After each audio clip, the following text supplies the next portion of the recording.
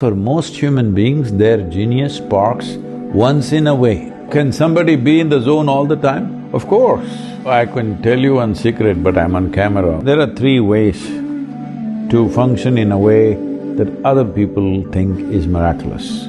So they become the great players that they are. They even mentally deciding how the other guy should act.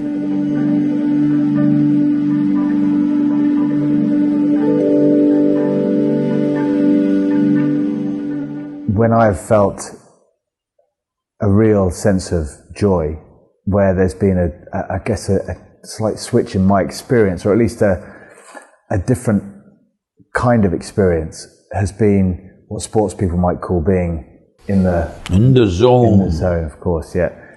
And maybe an overused expression, but at least there's an experience there where momentarily you feel a little bit as though your influence is reaching further out than your small space. See, you may be in the zone and throw this… what do you call that one?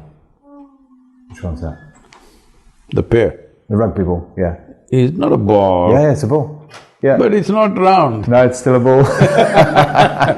Still a ball, yeah. Okay, when you in the zone and you threw it perfectly well, and I am on the other side with soap on my hands or butter on my hands and it just went off.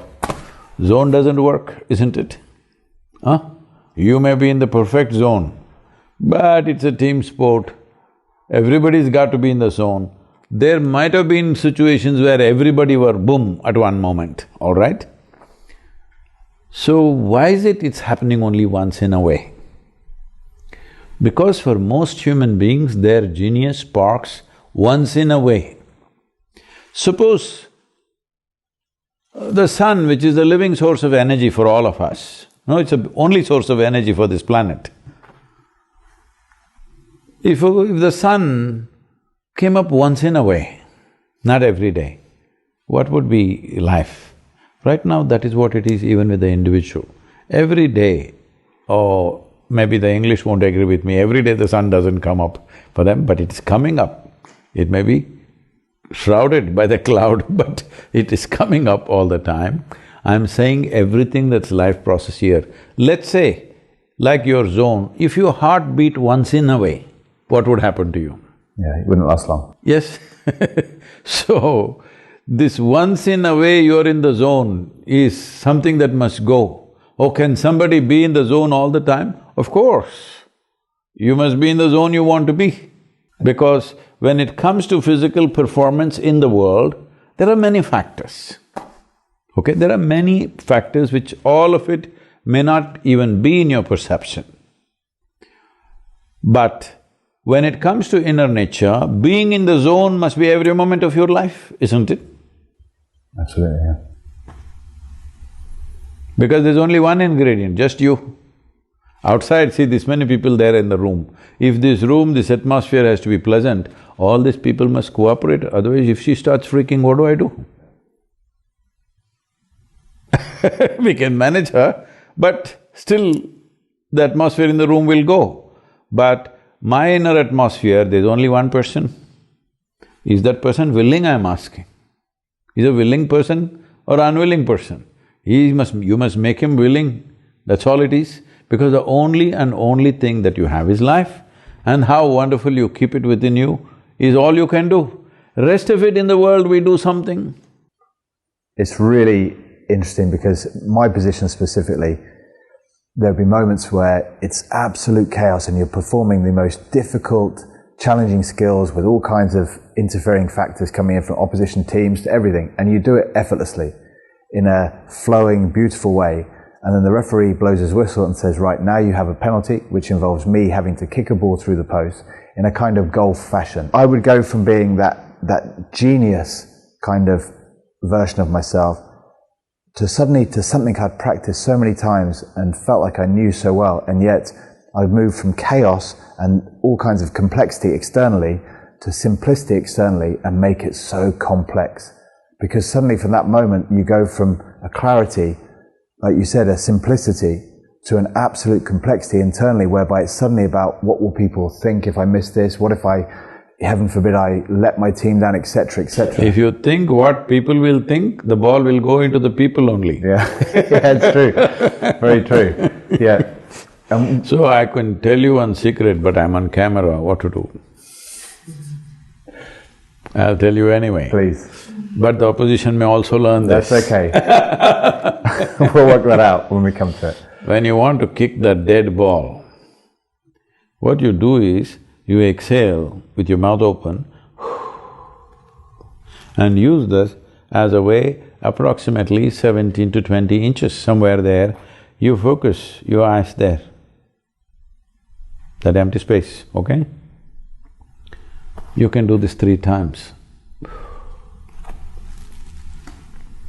There is something else which is called as Akash, which gets activated because of this. In this, you are naturally in the zone. See, there are 3 ways to function in a way that other people think is miraculous. One thing is to become all body, that you don't have a mind at all, just all body.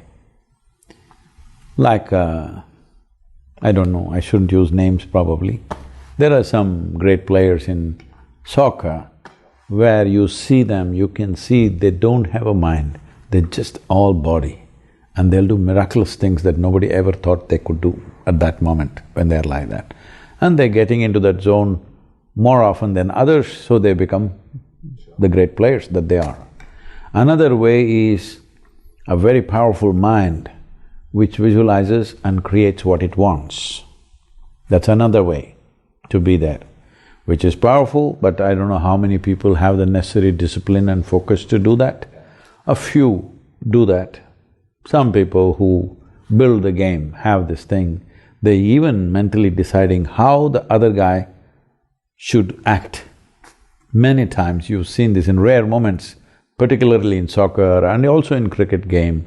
The bowler decides how the batsman should act, you know? I recognize that. It's really wonderful to see that, because like Sachin Tendulkar was saying, he was asking me a question in a conference. He says, Sadhguru, like before, like right now there's the last ball of the game and I need to score a century or something important need to happen. Even before I play the shot, I see that this is the ball the bowler will bowl and I'm already ready with that shot and that is how he will bowl and that's how I will hit. So this is using the mind to see that guy does what you want, all right? That's another way. Another way that I just now told you is to not worry anyway body is well trained, mind is trained for the game, don't mess with that in the game itself, that preparing the body and mind should happen before the game, okay? You don't go and train on the match pitch. So, there is another type of intelligence called consciousness. Consciousness is that intelligence which is unsullied by your memory. Body is full of memory, it's taken this form only because of its evolutionary memory, genetic memory, karmic memory, like this. Because of memory, this body has formed a shape. Because of memory, your mind has taken a certain shape.